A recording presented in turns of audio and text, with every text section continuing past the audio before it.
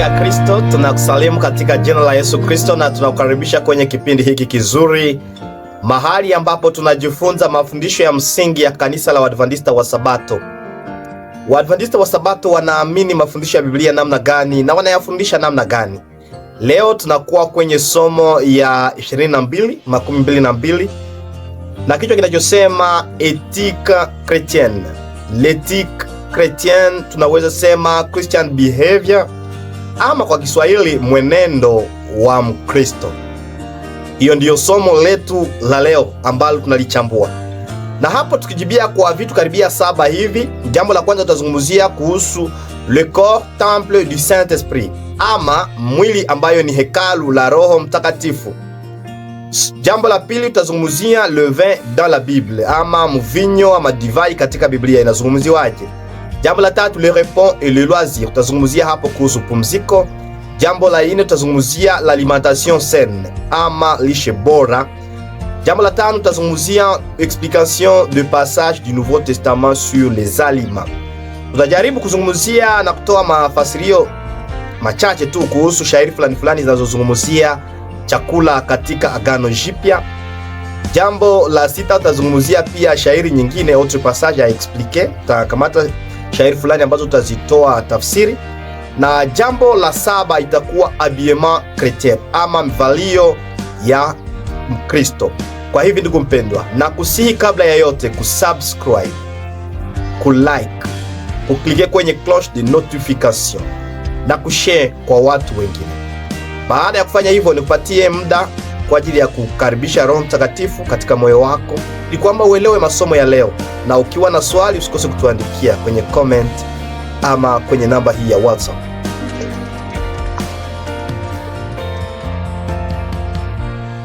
Asante rafiki, karibuni mara tena kwa somo la leo. Jinsi tumekuambia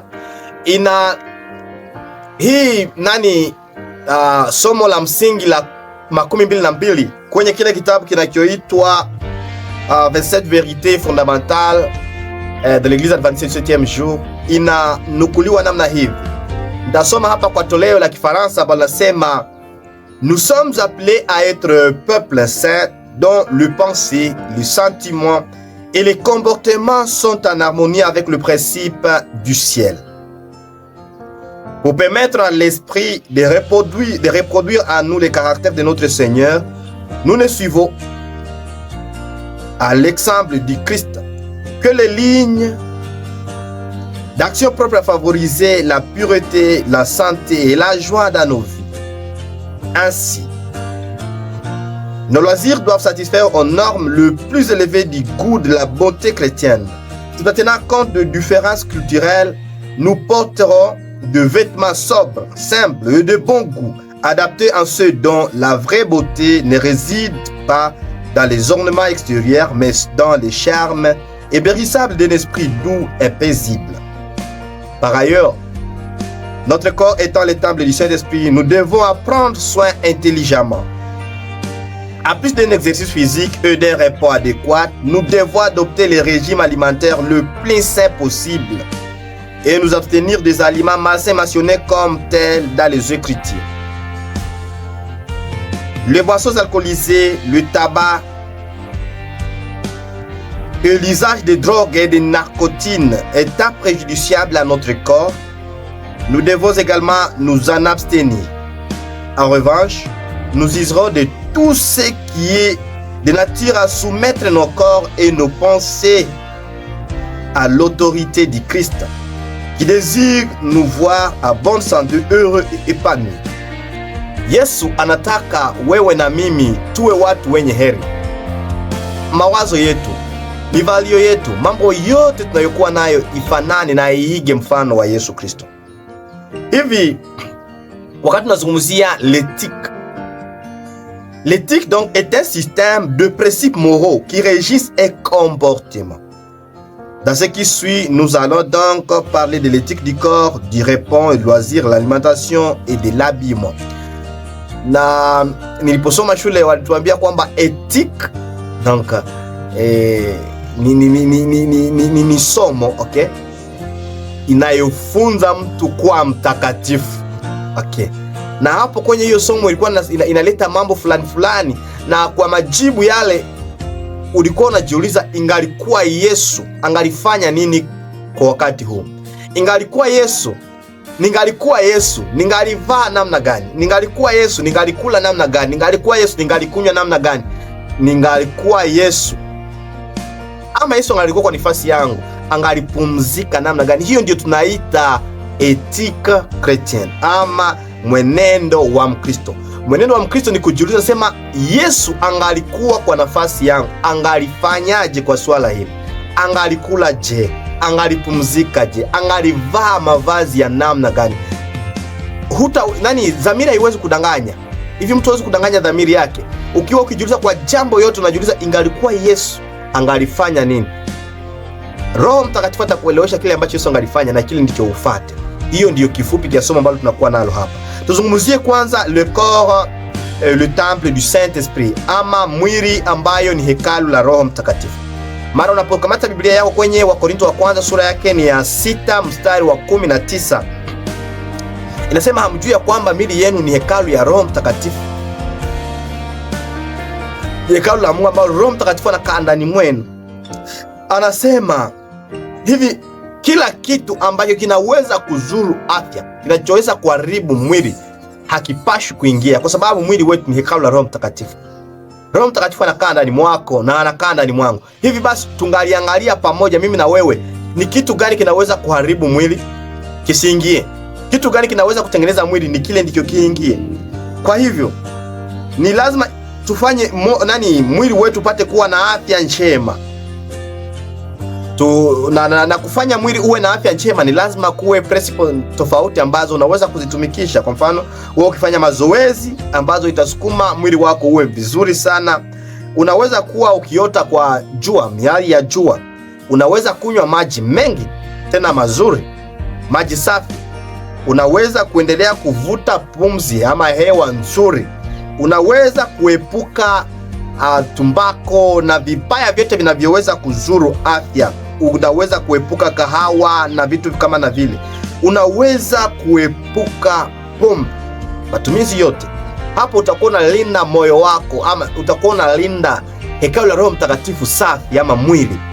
Kuna magonjwa ambayo tunajiletea kwa sababu ya tabia zetu mbaya, na hivyo tunajiletea magonjwa kama na yale. Mungu atuangalie vizuri, anataka tulinde mwili wetu vizuri sana tunapojua kwamba ni hekalu la Roho Mtakatifu. Tuzungumzie jambo la pili ambayo ni le vin dans la Bible, ama mvinyo katika Biblia. Kuna swali linalosema, Biblia inakataza watu gani pombe katika Biblia? Donc,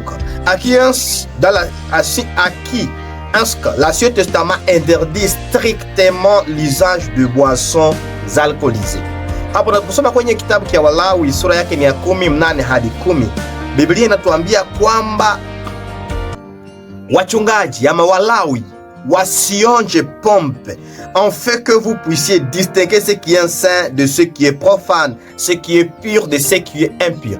Wanakatazwa mvinyo, pombe ambayo imewekwa chachu, ili kwamba waweze kutofautisha kizuri na kibaya, kilicho safi na kisicho safi.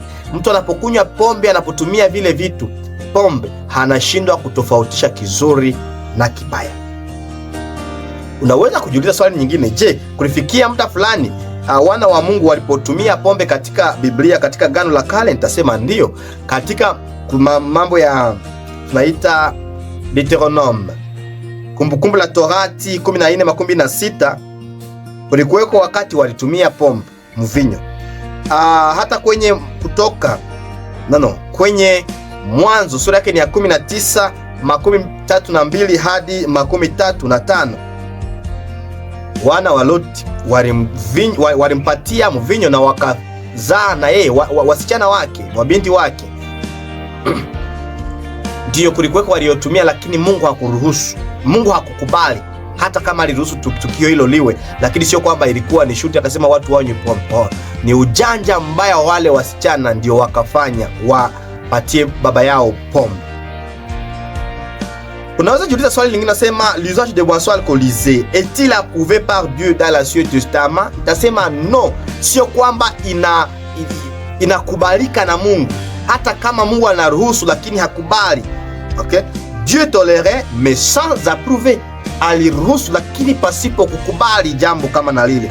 Ukasoma Mathayo 19:3 hadi 8, Yesu alikuwa anaruhusu mambo fulani bila kukubali. Kwa mfano, poligami, kuwa na wanawake wengi, aliruhusu lakini hakukubali. Il tolere sans approuver. Na tunaweza kuuliza swali nyingine, unasema bon, mashairi fulani katika Biblia ambayo inaonyesha kwamba kama Mungu hakuruhusu ama aliruhusu tu kutumia pombe lakini hakukubali, mashairi ni gani? OK? Quels sont le verset de l'Ancien Testament qui montre que quand bien même Dieu tolérait l'usage de boissons alcoolisées, il ne l'approuvait pas. Unaweza soma kwenye Methali 22:1, unaweza soma hata kwenye Methali 22:3, 31 hadi 32, Isaya hata 5:11 hadi 12. Kuna mashairi mengi, Hosea 4:11. Kuna mashairi kama Habakuki sura ya 2:15. Hizi shairi zote zinaonyesha kwamba Mungu anakataza pombe. Je, kwenye Agano Jipya pombe ama mvinyo inaruhusiwa? Utaona kwanza kwamba kwenye Warumi 13:13 hadi 14 inasema kwamba wote wanaotumia mvinyo hawataenda mbinguni. Ni kusema wote wanaotumia mvinyo ni kitu kibaya, ile ambayo imewekwa na chacho. Unaweza soma hata kwenye Wagalatia 5:19 hadi 11. Hizi shairi zote zitakuonyesha kwamba hiyo tabia ya wale wanaotumia mvinyo hawana nafasi mbinguni. Hata Timotheo ya kwanza 3:2 hadi 3 inaonyesha kwamba mtu anayetumikia Mungu hapashwi kutumia mvinyo. Ni kusema anayetumia mvinyo iko disqualifie kutumikia Mungu. Na nilifurahia hiyo jambo. Sasa kuna wengine wanasema Yesu alibadilisha maji kuwa mvinyo na akasema watu wakalewa. Biblia haijasema hivyo. Kwenye Yohana 2:10 imeonyesha kwamba Yesu muujiza wake wa kwanza alibadilisha maji kuwa mvinyo. Lakini je, ilikuwa mvinyo ya kulewesha? No. Hapa utakaposoma kuna mwandishi mmoja ambaye nilifurahia anapokomante, anasema tout le monde commence par offrir le meilleur vin. Puis quand les invités ont beaucoup bu, on sert le moins bon. Mais toi tu as gardé le meilleur jusqu'à maintenant. Donc wengine wanasema walitumikisha mvinyo mwingi. Mvinyo mwingi sio ishara ya kusema kama watu wamelewa tu. Mvinyo ambayo ni mpya ni ile ambayo ilikuwa haichachushi ama haina chachu. Kusema Yesu alipobadilisha maji kuwa mvinyo, ilikuwa mvinyo ambayo haikuwa na chachu. Na Yesu ambaye amekataza pombe katika Biblia asingalipana tena kile ambacho ni kinyume na ile ambayo ameyazungumzia. Tuzungumzie swala nyingine hapa ambalo ni pumziko, le repos et le loisir. Marc 6:31 na Philippiens 4:8 et 1 Jean 2:15 à 17 inatuonyesha kwamba ni lazima tupumzike. Tunapotumika sana tuwe na muda pia wa pumziko. Yesu anataka wana wake wawe na pumziko. Jambo la 4, l'alimentation saine.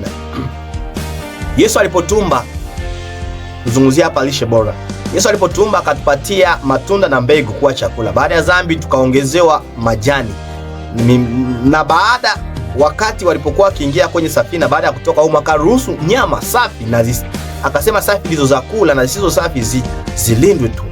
Okay. Hata kwenye Walawi 11, Kumbukumbu la Torati 14 na Isaya 66:17 utaona kwamba kuna nyama safi na zisizo safi. Ni kusema Mkristo ambaye anaishi kama Kristo hali ovyo anakula kulingana na utaratibu wa Yesu Kristo. Soma hizo shairi zitakuelezea kwa undani zaidi. Zitakuonyesha safi ni chakula ya namna gani na isiyo safi ni chakula ya namna gani.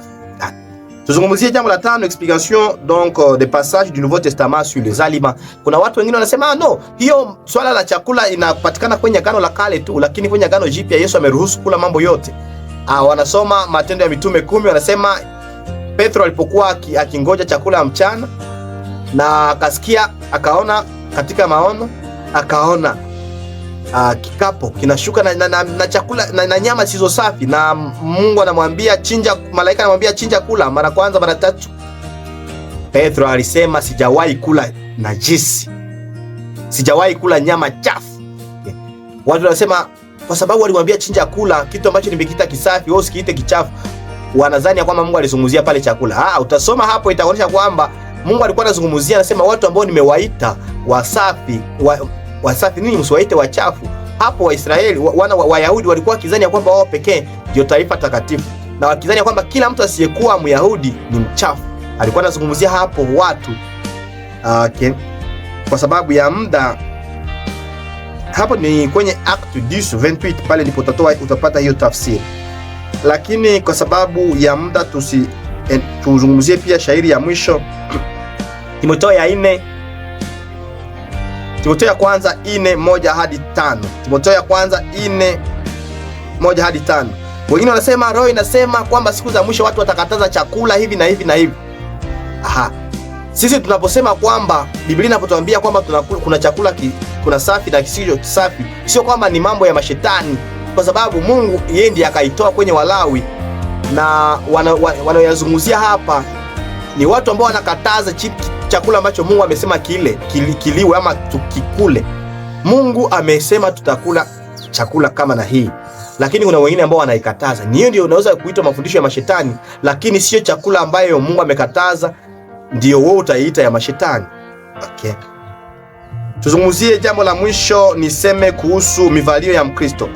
Kwenye Timotheo ya kwanza 2:9 na Petro ya kwanza 3:3-4, hapo tunaona kwamba mivalio ya Mkristo ama l'habillement chrétien donc doit être simple, vertueux, donc économique, pas extravagant. Isikuwe tena ya kumusere sana, iwe mavazi ambayo inaleta sifa kwa Mungu.